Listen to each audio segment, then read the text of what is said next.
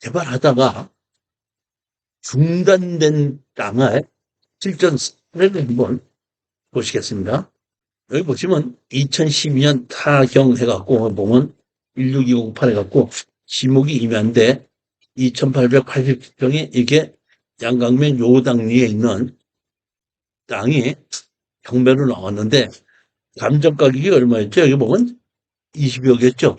20억짜리가 6억 6천만 원까지 하락을 한 겁니다.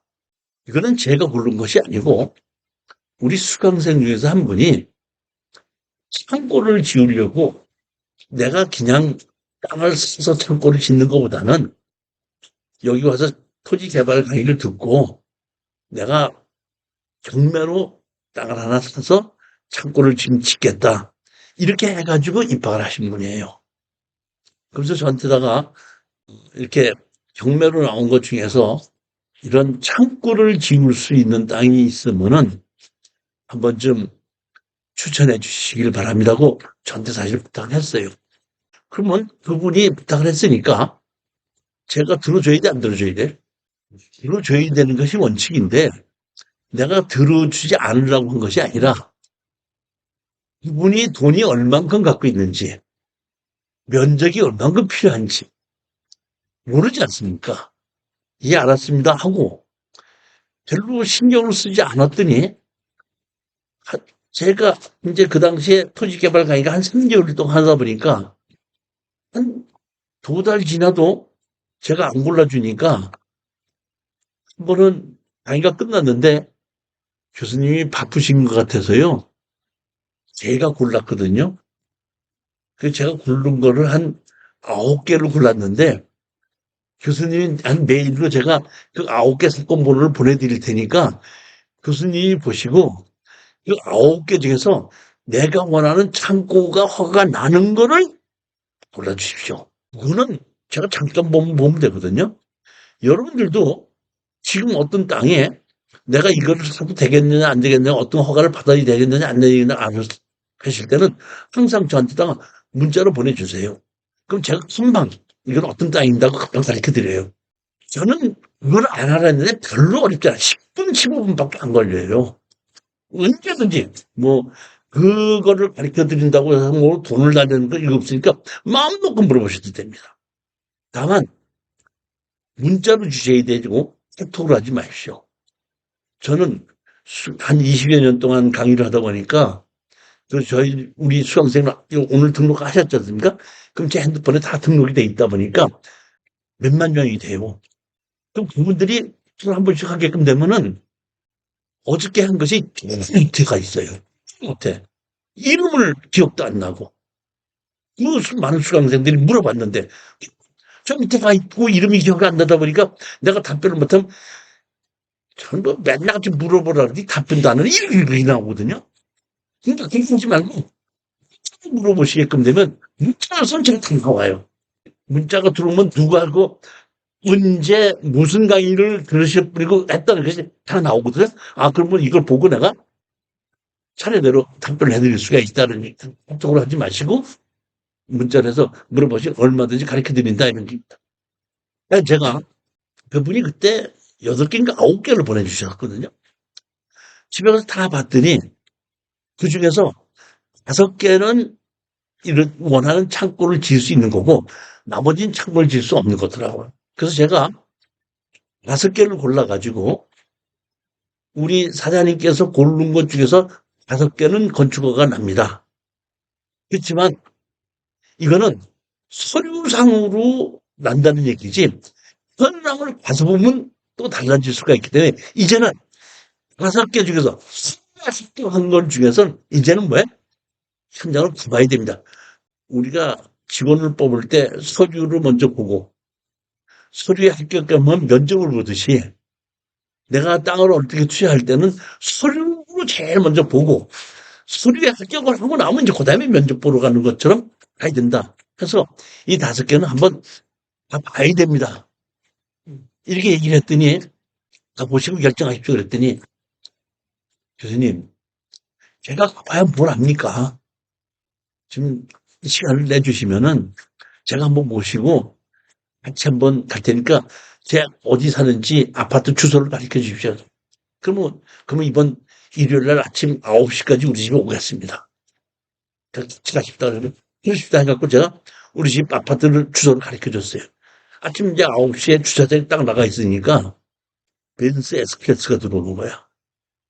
그래서 무슨 치세요 그래. 근데 그거 보고 아니 저 차를 가지고 어떻게 땅을 보러 가? 무슨 깜짝이야 어떻게 가요?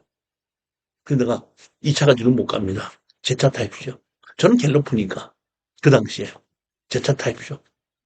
그거 안 됩니다. 했더니 그러십시다 해갖고 같이 타가지고 한 5군데를 다 돌아보고 그중에서 제일 좋다는 게 이걸 고른 겁니다. 제가 이것이 좋다. 그랬더니 이거 쓰면 됩니까? 그러더라고요. 그래서 안 됩니다. 왜요? 그랬더니 이거는 개발하다가 중단이 됐기 때문에 무슨 문제가 있는지 어떻게 됐는지 한번 가봐야 됩니다. 그래서 담당자하고 만나봐야 됩니다. 그랬더니 뭘 물어봐야 되는지도 모르겠고 어딜 가서 물어봐야 되는지도 모르겠으니까 한 번만 더 같이 가십시다 그러더라고요. 그러십시다 해갖고 제가 이제 그 다음에는 자기가 회사에 오라 그래서 내가 내 차를 가지고 회사로 갔어요. 여의도에 있는 회사로 가서 거기서 이제 화성시청을 같이 간 겁니다. 화성시청을 가서 개발인허가에 가서 이 공사를 하다가 중단된 것이 개발을 허가를 어떻게 받았는지, 불법 행위가 있었는지, 고발당한 게 있었든지, 이런 거를 물어보기 위해서 했습니다. 가서 이렇게 물어봤더니, 담당자가 번지수를 가르쳐 달라지 번지수 가르쳐 줬죠. 가르쳤더니, 소리를 한참 찾더니, 죄송하지만, 우리 화성시에서는 이거 개발행위 허가 내린 적 없습니다. 그래서 제가 기관에서 이 쓴 안을 자르는 거 아니에요. 공사를 이렇게 많이 했잖아요. 그래서 내가 사진을 보여주면서 그러면 성시에서는 이 선을 하나 없앨 때까지도 불법으로 허가를 안 받고 한 거를 아무렇지도 않고 그냥 내버려 뒀단 말입니까? 하고 담당 공무원한테 물어봤죠. 이들 공무원 이렇게 하더니 이거는 김대중 정부에서 개발행 허가 받았죠. 만들었다 그랬지 않습니까? 이거는 제가 보기에는 김대중 정부에서 개발행 허가 받기 전에 승질관리과에서 시전용만 받았던 것 같습니다. 그러니까 우리 개발과에는 소리가 없습니다. 5층에 한번 올라가 보십시오. 이건 옛날이다 보니까 김대중 정부에서 만든 지 얼마 안 되다 보니까 개발행위 문제 안 되다 보니까 그런 게 있지만 지금은 개발행위 안 된 적이 없죠. 김대중 정부에서 지금 지낸 지가 지금 얼마 됐죠? 20년이 넘었지 않습니까? 그러다 보니까 지금은 그런 적이 없는데 그때는 그런 게 있었습니다. 할 수 없이 5층에 올라갔습니다. 5층에 올라가서 이거 무슨 문제가 있습니까? 하고 산지관리과에 물어보더니 이거 선지 전용 허가 낸 적이 있습니다. 누구 허가를 받았는데 이게 준공을 받지 못해서 2개월 전에 허가가 취소됐습니다. 하지만 다시 연장을 해달라고 신청을 하면은 한 번 정도는 연장해 드릴 수는 있습니다. 근데 2년이 만료가 됐는데 2년 안에 못했었는데 한번 연장을 해달라면 다시 무슨 문제가 없어요. 연장을 해준다는 얘기예요. 연장을 해드릴 수가 있습니다. 자, 그러면은 개발행위 허가를 넘겨받아서 새로 연장을 할 수가 있고 우리가 이제 경매로 입찰을 들어가야 되다 보니까 아니면 허가를 처음부터 취소를 시켜놓고 다시 받아도 아무 문제가 없거든요. 그래서 내가 불법이나 뭐 한 것도 없냐 했더니 그런 거 없다고 하더라고요. 자, 여기서 이제 가장 중요한 겁니다. 이때 알겠습니다. 그러면은 토목설계사 이기를 승지전용 허가를 받은 토목설계사무실을 가르쳐 주십시오. 토목설계사무실이 스밀 엔지니어링이고 전화번호 몇 번입니다. 이렇게 줍니다. 즉 건물주가 여기 개발행위는 누가 받았는지 뭘 어떻게 받았었는지 이 내용은 설계사무실이 다 알거든요. 그러니까 이게 개인비밀보호법에서 허가를 받았느냐 안 받았느냐 개발행위가 어떻게 돼 있느냐 여기까지는 물어볼 수가 있고 이행강제금 낸 게 있느냐 없느냐는 공무원한테 물어볼 수 있지만은 여기가 누구가 전화번호가 누가 어떻게 했는지는 아무도 모르는 거거든요. 그걸 알아내기 위해서는 설계사무소를 가르쳐 달라는, 설계사무소를 가르쳐 줍니다. 그래서 설계사무소 전화번호를 받아가지고 제가 밑에서 이제 주차장에 내려와서 전화를 했죠. 어디, 거기 지금 찾아가려는데 어떻게 어디입니까? 했더니 받으시는 분이더라고. 왜 올라오고 하십니까? 그러더라고. 그래서 내가 이게 양강명 요당리에 땅이 경매로 나온 게 있는데 개발행위 허가 받다가 중단됐는데 개발행위 거기서 냈다며요. 제가 담당자한테 물어봐서 알았습니다.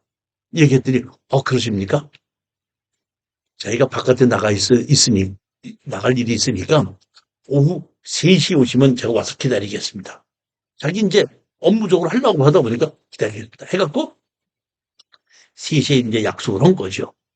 이때가 이제 점심시간이 돼서 이제 그래서 같이 점심 먹고 그래도 그 3시까지 기다리니까 시간이 좀 남아가지고 할 수 없이 이제 그 우리 수강생하고 같이 근처 공인중개사를 가서 땅굴을 질 수 있고 6m 도로에 접해져 있는 땅 한 2,500평에서 3,000평 되는 거 땅 얼마로 나온 게 얼마나 가냐 하고 물어보니까 이 공인중개사 그 사람은 좀 노련한 사람이 돼갖고 얼마짜리가 있습니다 이렇게 얘기하지 않고 그런 정도를 하시려면 그게 몇십억이 되는 거니까 명함을 주시면은 제가 조사를 해갖고 연락을 드리겠습니다. 그리고 실질적으로 지금 되게 어느 정도의 거래는 되고 있습니다. 그러다 하고 이제 거기서 어느 정도 시간을 보내고 커피 한 잔 먹고 한 2시 반쯤에서 설계점을 갔더니 3시 온다 했더니 와서 기다리고 있더라고요. 그 들어갔더니 아까 전화하신 분입니까? 예, 그렇습니다. 했더니 얼른 와서 앉으십시오. 하더니 행과장 그 요당리 서류 좀 갖고 와. 서류 딱 갖고 오니까 제일 먼저 그분 한 얘기가 물어보시기 전에 잠깐 이 땅에 대해서 기본적인 설명을 드리도록 하겠습니다. 이 땅이 세 개로 갈라놨죠. 세 개로 갈려놓은 게 이 당시에 개발행위 허가가 800평 이상 되게끔 되면은 그 개발행위 허가 회사가 국가에서 인정하는 교육기관에서 교육을 받은 사람을 2명 이상을 직원으로 써야지 돼. 800평 이상이 되려면. 그러니까 그거를 안 하고 하려고 자른 거예요. 잘라갖고 보면 하나는 회장님 이름으로 허가가 났고 하나는 회장님 이름 동생이고 하나는 제 이름으로 났습니다. 허가를 냈습니다. 그래서 한숨이 잘라서 허가를 냈습니다. 이 허가는 개발의 허가를 받지 않고 여기 땅 주인이 토석을 채취해서 파는 사람입니다. 그러니까 산당 하나 사가지고 10년 동안을 계속 팔고 이제 살면서 평지가 됐으니까 평지가 된 거를 가지고 이제 개발해서 땅을 팔으려고 하다가 경매로 나온 거예요. 그래서 내가 뭘로 허가를 받았습니까? 했더니 근린생활시설로 허가를 받았습니다. 그리고 우리 이제 창고로 허가를 다시 내야 되고 하기 때문에 제가 물어봤죠. 아까 담당자가 연장을 하면은 개발인 허가를 다시 살릴 수 있다고 하는데 여기 연장을 받으려면 먼저 허가받은 사람하고 인감도장이 들어가고 계약서가 들어가야 되어서 개발인허가 명의 이전이 들어가야 되거든요. 그게 들어가야 되는 겁니다. 그래서 내가 연락이 되느냐 그랬더니 연락됩니다. 그리고 저도 설계비에 아직 조금 덜 받은 게 있어갖고 그것도 좀 받아야 되니까 제가 중개를 해드릴 테니까 싶다 하더라고. 그래? 그럼 좋다. 여기서 잡으십시오. 개발행위 허가를 신일 수도 있고 신의도 있고 개발행위 허가가 취소가 되니까 처음부터 다시 받을 수도 있습니다.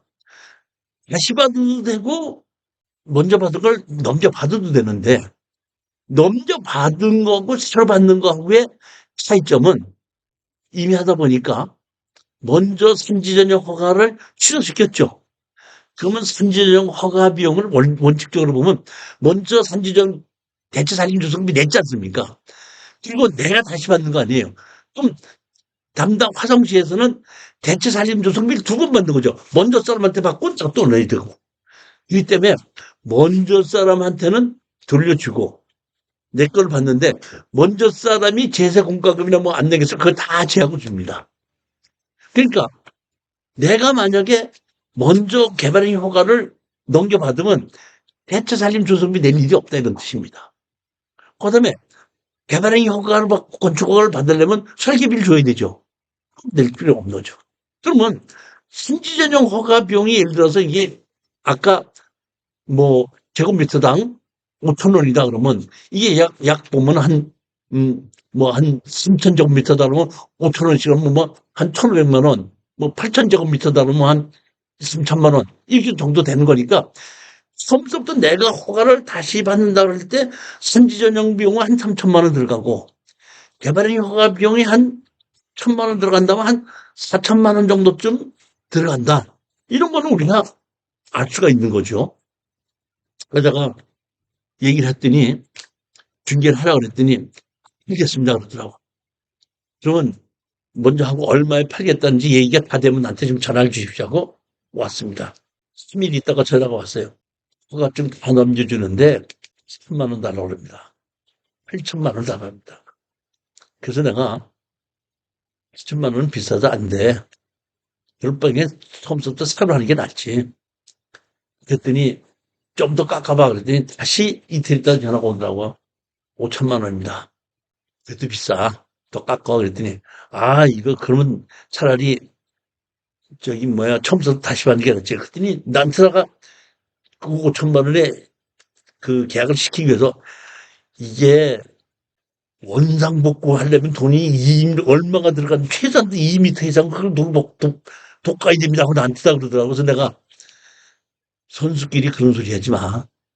아까 원상복구 책임은 어디다 했다 그랬죠? 화성시에도 있는 겁니다. 그런데 제가 그렇게 얘기해요. 선수끼리 얘기하는데 그런 얘기 하지 말고 더 깎아봐. 나중에 얼마까지 해다가 3,500. 3,500에서 하다 보니까 이제 이거 3,500에 사시면 됩니다 하고 얘기했더니 우리 수강생이 뭐냐면 3,500만 원 내면 이제 더 들어갈 거 없습니까? 그러더라. 이런 큰 금액이 필요한 거니까. 땅 사는데 얼마, 허가 받고 건물 짓는데 얼마 이렇게 해야 되다 보니 없으니까 근데 있다 그랬더니 뭐가 있냐길래 이게 빌린 생활을 쓰는 거를 채권으로 바꿔야 되니까 건축 설계 비용은 다시 들어가야 된다. 그거 말고는 없습니까? 그래? 또 있습니다. 뭡니까? 깜짝 놀라더라고. 개발이익 환수금이 들어갑니다. 개발이익 환수금이라는 얘기는 이게 지목이 임야일 때에 공시지가가 예를 들어서 제곱미터당 5천 원이었다고 가정합시다. 그러면 대지로 받기에끔 되면 공시지가가 15,000원이 되죠. 그러면 5천에다가 15,000이 됐으면 만 원이 올라간 거죠. 그 만 원이 올라간 거에 25%를 세금으로 내는 것이 그게 뭐야? 개발이익 환수금입니다. 그게 또 있습니다. 그랬더니 그거 말고는 없습니까? 그러더라고요.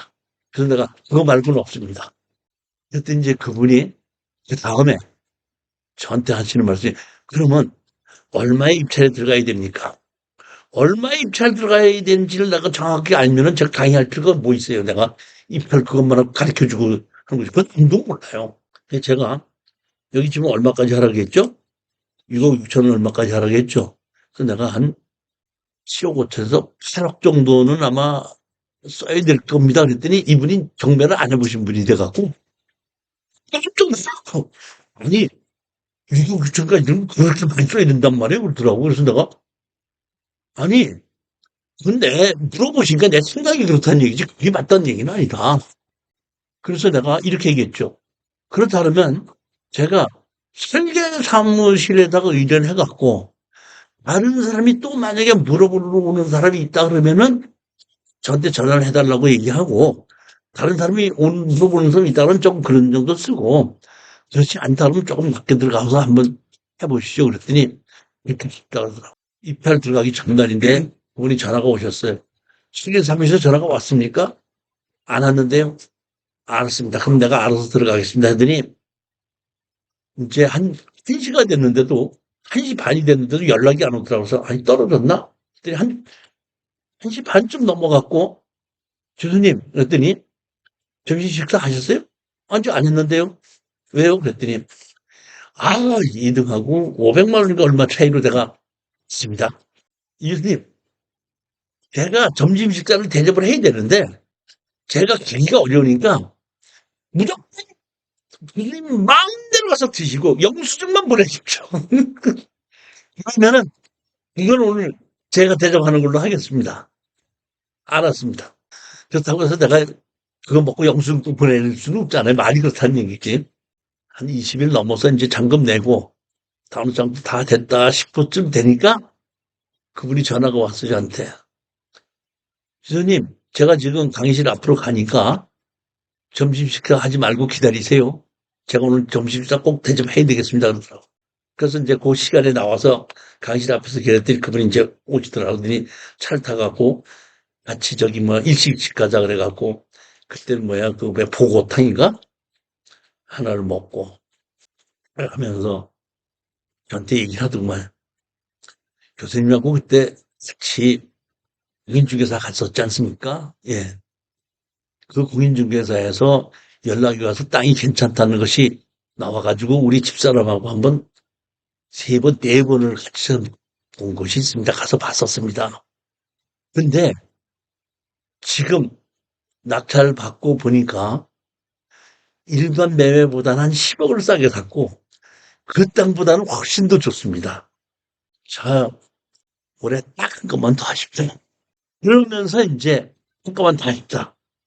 하면서 이제 하면서 나보고 이제 아, 잘 먹었습니다. 갑니다. 그랬더니 그때서 이제 그분이 하면서 하는 얘기가 있어. 교수님 그 법인 통장에다가 고맙다고 제가 그냥 인사로 제가 용돈 조금 보내드렸습니다. 그냥 감사 인사로 하는 거니까 편안하게 그냥 쓰십시오. 예, 알았습니다. 나 그래서 이제 그분하고 헤어지면서 나 이제 강의실까지 오면서 용돈을 보냈다는 얘기는 도대체 얼마를 보냈다는 얘기야? 100만 원 보냈어? 200만 원 보냈어? 50만 원 보냈어? 용돈은 얼마예요? 저 컨설팅 받고 이런 건 안 하는데 10만 원 받아봤던 것이 두 번이야. 한 번은 저기 뭐 제가 서초동에 한 30억짜리 빌라를 한 20몇 억에 사게끔 해놨더니 내가 출근을 했더니 교수님 누가 놓고 갔어야 돼? 봉투 하나 놓고 갔더라고. 또 봉투 봤더니 1,000만 원짜리 수표 한 장 있는 걸 한번 봤었고 이때 이분이 법인한테 한번 1,000만 원 보내준 것이 처음이에요, 보면. 근데 사실은 그 다음서부터 이분하고 이제 여러 가지 많이 하게끔 됐는데 그 한 3, 4년 있다가 이제 다른 거 여기 왜 안성에 있는 땅을 또 하나 이제 경매로 낙찰받은 거를 가지고 소송을 하게끔 해서 내가 이렇게 도와준 적이 있고 뭐 한 적이 있는데 그 진입도를 막아가고 진입도를 해결해주고 뭐 이런 적이 있었는데 그때 하면서 얘기하면서 얘들아, 교수님 이 땅 지금 한 20억에 팔라고 연락이 왔는데 가만할까 좀 생각 중이에요 그러더라고.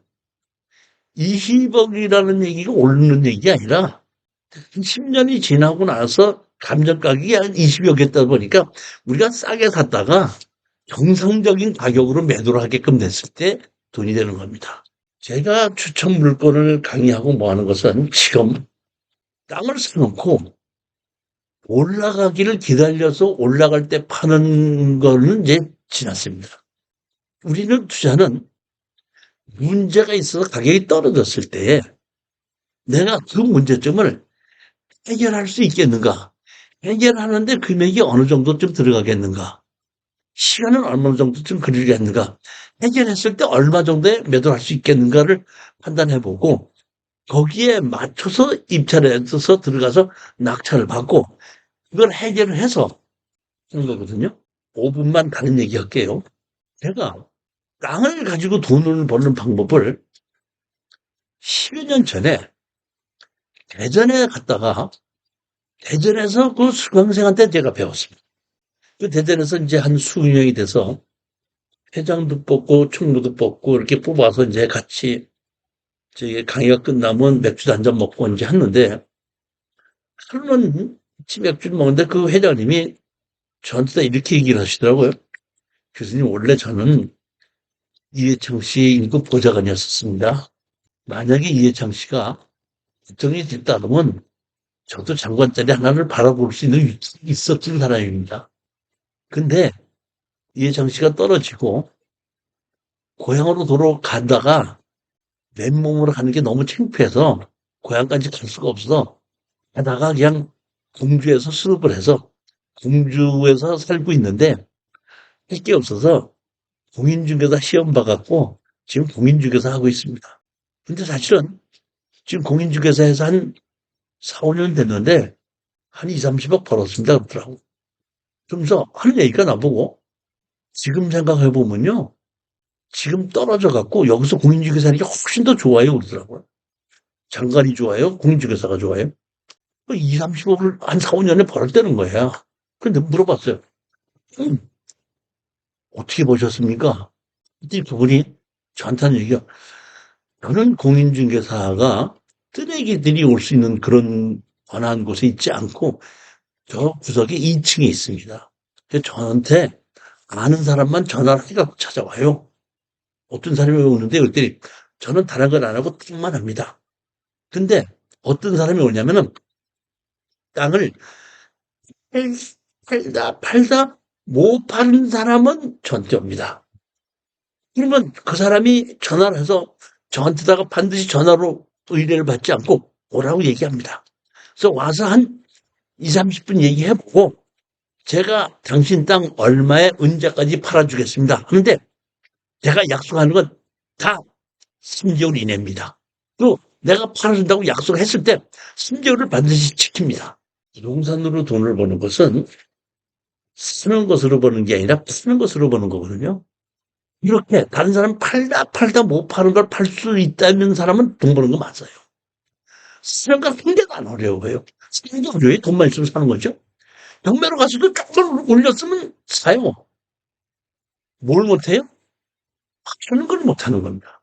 제가 그 얘기를 하는데 깜짝 놀라서 그 3개월 안에 못 팔아주면 어떻게 해요? 그랬더니 그럼 내가 사줘요. 그러더라고. 그래서 한 번도 못 팔아준 적이 없습니다. 그러더라고. 그래서 내가 하는 법을 배우겠다 싶어서 그분한테 다 물어봤어요. 이런 방법이 어떻게 팝니까? 그랬더니 그분이 딱 하나 말씀하시더라고. 이게 파는 방법이에요. 뭐 같아요? 가격을 내가 정합니다. 즉 싸게 후려친다 이런 쉽게 얘기하면. 즉 다시 말하면 가격을 내가 정해서 사는 사람은 돈 벌어요. 그러면 내가 땅을 살 때 내가 가격을 내가 정할 수 있어요? 내가 정할 수 있는 방법은 경매예요. 그리고 또 하나 정해서 경매로 쓰면은 떨어질 수도 있고 낙찰 못 받을 수 있고 받을 수 있는 확률이 있죠. 그러면 내가 원하는 가격이면 낙찰 못 받는 확률이 80%예요. 낙찰 받을 수 있는 확률이 20%밖에 안 돼요. 근데 내가 원하는 가격에 100% 낙찰을 받을 수 있다 그러면은 돈 벌어요, 못 벌어요? 그거 같죠. 그러면 내가 원하는 가격에 100%살 수 있는 방법이 어떤 방법이에요? 그게 MPL이라는 겁니다. 감정가 10억짜리가 청구 금액을 7억을 해놨는데 부동산이 하락하다니까 지금 4억까지 하락했거든요. 그러면 7억 받을 것을 4억까지 떨어졌는데 내가 지금 감정가는 10억이었었는데 6억에는 이제 8억 내가 금매로 팔 수 있겠거든? 그럼 나는 한 5억 정도만 주고 사도 돈이 남겠다 이런 얘기야. MP로도 7억을 5억 주고 팔어. 쓰면 싸고 하면 되고 안 팔아 안 파는 건 또 하면 되는 거야. 그러면 이 엠페를 언제 만들었냐면 김대중 때 만드는 거예요. 김영삼 정부에서 IMF가 났지 않습니까? 이러다 보니까 많은 은행이 부실화가 되다 보니까 저당권을 팔고 살 수 있게끔 만들어 놓은 겁니다. 그래서 IMF 때에 이 엠펠이 극장을 받았어요. 돈을 버는 것이 사는 가격을 내가 정하는 거니까. 얼마에 팔 수 있다고 알으니까. 얼마나 돈인데. 근데 그동안에 부동산이 상승을 하다 보니까 대출해진 은행에서 저당권을 뺏은 일이 없어요. 계속 올라갔는데 자기들이 팔니까 왜 팔아요? 부동산 사있지. 근데 요즘에 부동산이 하락하고 있죠. 지금 10억짜리가 3, 4억 떨어지고 끝났어요. MPL이 지금 다시 대세인 시기가 온 겁니다. 궁금하시면은 이번 제가 매월 둘째, 넷째 금요일 날 추천 물건을 강의하는데 이번에도 이런 MPL 10억짜리가 한 4억까지 떨어져서 한 5, 6억 주고 살 수 있는 물건이 깔려 있는데 정부에서 규제하는 거를 정부하고 이기겠다고 투자할 필요는 없다는 얘기입니다. 현재 정부에서는 주택 사지 말라 이거예요. 주택 사지 말라는 겁니다. 농지 사지 말래요. 그럼 우리 투자할 게 뭐 있어요? 상가는 지금 빈 상가가 많아가죠. 제가 보기엔 지금 제일 투자로 각광받을 수 있는 건 공장입니다. 대출도 잘 나오고 이런 것이 지금 보면 많이 나오기 때문에 한번 이번에 그 금요일 날 오셔서 그 MPL 물건을 추천하는 걸 한번 들어보시면은 아 이런 식으로 이렇게 투자도 가능하구나. 제가 보면 지금 부동산을 하락했기 때문에 MPL로 지금 살 수 있는 기회가 IMF 이후로 다시 온 겁니다. 이번에는 농지 전용 허가가 있고 신고가 있습니다. 산지 전용은 산지 전용 허가죠. 농지 전용은 허가가 있고 신고가 있습니다. 산지 전용 신고는 없습니다. 농지 전용은 허가가 있고 신고가 있습니다. 방법은 조금 아까 말씀드렸던 임야나 농지는 원칙은 똑같아요. 근데 산지는 산지 전용 허가가 있고 농지는 농지 전용 허가가 있고 신고가 있는데 이게 뭐냐면 여기 보면 협의라고 되어 있죠. 협의. 협의라고 되어 있죠. 여기 협의 있잖아요. 협의. 네. 여기 농지 전용 허가는 협의가 필요하고 신고는 협의가 필요 없는 겁니다. 자 그러면 협의가 뭔지를 우리가 아셔야 되는 겁니다. 농사를 지면은 농지를 지금 전용 허가를 받아야 되죠. 그러면 내 농지 옆에 다른 농지도 있을 수 있죠. 그럼 내가 내 농지에다가 전용 허가를 받아서 내가 공장을 짓든지 뭘 지으면은 내 옆에 있는 농지에도 피해가 갈 수도 있죠. 갈 수 있을 수도 있고 안 할 수 있어요. 쉽게 얘기하면 이렇게 만약에 이렇게 제가 예를 들게요. 내가 농지 전용 허가 사서 농지 전용 허가를 받아서 제조업 공장을 만드는 겁니다. 제조업 공장인데 무슨 공장이냐 했더니 가구 공장이에요. 근데 내 옆에 무슨 나무는 사과 과선이 있거든요. 그러면 내가 공장에서 가구 공장을 할 때 페인트 칠하죠. 라카 칠하죠. 라카 칠을 붓으로 해요? 스프레이로 해요? 스프레이라면 아무리 밀폐된 공간이라고 하더라도 이게 난리 나서 옆에 과수원에 갈 수도 있죠. 해가 들 수 있죠. 협의라는 얘기는 농지에서 가장 중요한 게 아까 임야인 경우에는 거기에 용도 지역에 따라서 어떤 종류의 건물을 얼마큼 지을 수 있다 그러면 그냥 그걸로 끝이에요. 근데 농지에서는 농지의 용도 지역에서 어떤 종류의 건물을 얼마큼 지을 수 있다고 하더라도 그 건물을 지었을 때 주변에 농사를 짓는데 피해가 갈 수 있느냐 안 갈 수 있느냐를 협의를 먼저 하고 협의해서 용도 지역에 의해서 그 농지대 농지전에 허가받아서 그런 거를 지을 수 있는 용도 지역이라고 하더라도 옆에 농지에 피해가 갈 수 있다면 농지전에 허가를 안 해주는 겁니다. 그러니까 원래는 용도 지역에 의해서 어떤 종류의 건물을 얼마큼 지을 수 있다는 그대로 법규에 맞게 신청하면 다 해주는 게 원칙인데 농지에서는 안 될 수도 있다는 얘기입니다. 그러니까 반드시 뭐라 해야 돼? 협의. 그 협의는 이런 것을 지었을 때 옆에 농지에 피해가 갈 수 있겠는가를 협의를 해보고 피해가 갈 수 가는 일이 없다 할 때는 농지전용 허가를 낸다 이런 얘기입니다. 그럼 여기 보세요. 신고라고 있죠. 신고. 신고는 농지를 전용하는 목적이 농사를 짓는 사람을 위해서 전용하는 거예요. 예를 들어서 농업용 창고를 짓는다. 농업인의 주택을 짓는다. 신고기 때문에 소비가 없습니다. 농지전용 허가는 협의가 있고 농지전용 신고는 협의가 없이 무조건 해주고 농지 전용을 신고하는 경우에는 농지 전용 부담금이 감면되는 게 90%입니다. 그리고 옛날하고 달라갖고 농지 전용 부담금을 내야 되는데 지금 농지법을 많이 바꿔갖고 농업용 창고를 짓지 않습니까? 예전에는 농업용 창고를 짓게끔 되면 준공이 나면 건축물 관리대장을 가지고 대지를 바꿔준다고 그랬죠. 일반 창고는 대지를 바꿔줍니다. 근데 내가 농업용 창고를 짓는다고 했죠. 농업용 창고를 지었으면 지어도 그대로 농지야. 대지도 안 바꿔주는 겁니다. 자, 여러분이 농지 취득 자격증 명세를 발급받으러 가야 되죠. 그렇지 않습니까? 네. 그러면 농지인데 건물이 있어. 그러면 농사를 못 짓는 걸로 보기 때문에 농지증을 안 해준다고 하죠. 근데 건축물로 관리장에 농업용 창고야. 농사를 짓는 거나 똑같은 거예요. 이런 경우는 농지증을 해줘야 된다 이런 뜻입니다. 정확하게 이해가 가셨죠. 그래서 농지 전용 협의가 있고 신고가 있고 개발행 허가를 받는 거는 똑같아요. 아까처럼. 제일 먼저 이 개발행 허가를 받아서 도시개발과로 갑니다. 개발과에 가서 기반시설 다 보고 그러고 난 다음에 농지과로 넘깁니다. 그럼 농지과에서 농업진흥지역이냐 아니냐가 보고 농지자용부담금 내라고 얘기하고 농지자용부담금에서 농지과에서 오케이 되면 그 다음에 뭐야?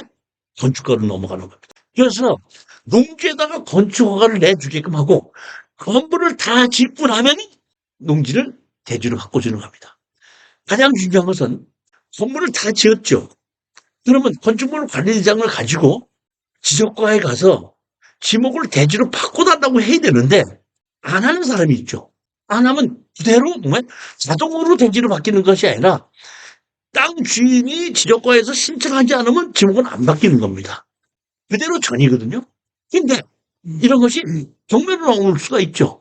그럼 지목이 전이니까 뭐라 그래?